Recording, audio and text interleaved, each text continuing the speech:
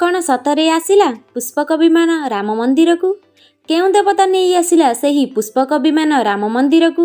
ନା ରାବଣ ଆସିଥିଲେ ଦେଖିବାକୁ ରାମଙ୍କ ଭବ୍ୟ ମନ୍ଦିର? କ'ଣ ରହିଛି ଏହାର ସତ୍ୟ? ଆସନ୍ତୁ ଜାଣିବା ଏହାର ସତ୍ୟ। ଜୟ ଶ୍ରୀରାମ। ସାଙ୍ଗମାନେ ଆସନ୍ତୁ ଜାଣିବା ରାମ ମନ୍ଦିରର ସତ୍ୟ। ଅଯୋଧ୍ୟାରେ ରାମଙ୍କ ପ୍ରାଣ ପ୍ରତିଷ୍ଠା ଯେତିକି ଯେତିକି ପାଖେଇ ଆସୁଛି, ରାମ ମନ୍ଦିରରେ ସେତିକି ଚମତ୍କାର ଦେଖିବାକୁ ମିଳୁଛି। ପ୍ରଥମେ ଆସିଲେ ଗରୁଡ଼, ଏହାପରେ ଆସିଲେ ବାନର, ଏହାପରେ ଶେଷନାଗ ଏବଂ ଏବେ ଆସିଲେ ପୁଷ୍ପକ ବିମାନ।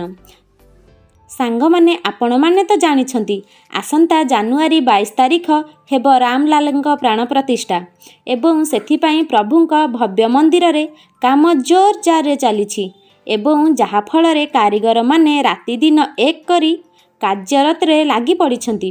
କିନ୍ତୁ ଆସନ୍ତା କିଛି ଦିନ ହେବ ସେଠାରେ କାମ କରୁଥିବା କାରିଗରମାନେ କିଛି ଅଦ୍ଭୁତ କଥା ଅନୁଭବ କରିଛନ୍ତି। ସେଠାରେ ଯେଉଁ କାରିଗରମାନେ କାର୍ଯ୍ୟରତ ଅଛନ୍ତି ସେମାନେ ଗୋଟେ ଦିନ ଅନୁଭବ କଲେ କି ପୁଷ୍ପକ ବିମାନ ଅଯୋଧ୍ୟାକୁ ଆସିଲା ଏବଂ ପୁଷ୍ପକ ବିମାନ ଅଯୋଧ୍ୟା ମାଟିରେ ଅବତରଣ କଲା।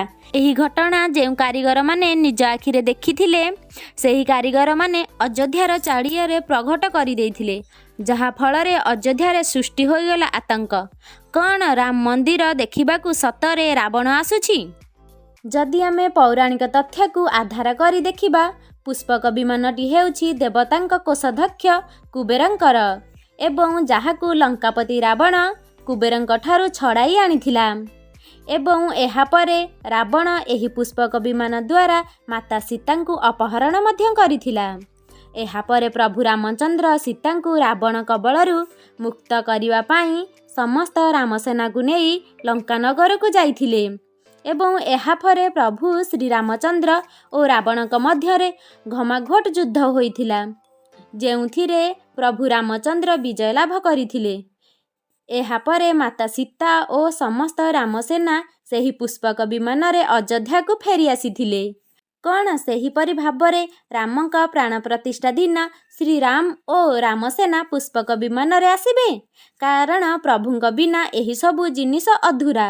କିନ୍ତୁ ଏହି କାରଣ ପଛରେ କେତେ ଯେ ସତ୍ୟ ଅଛି ଯାହା ମନୁଷ୍ୟ ପକ୍ଷେ ଜାଣିବା ସମ୍ଭବ ନୁହେଁ। ସାଙ୍ଗମାନେ, କ'ଣ ଆପଣମାନେ 22 ତାରିଖକୁ ଅପେକ୍ଷା କରିଛନ୍ତି? କାରଣ ସେହିଦିନ ହେବ ରାମଙ୍କ ପ୍ରାଣ ପ୍ରତିଷ୍ଠା ଓ ଅନେକ ବର୍ଷର ଅପେକ୍ଷାର ଅନ୍ତ ଘଟିବ।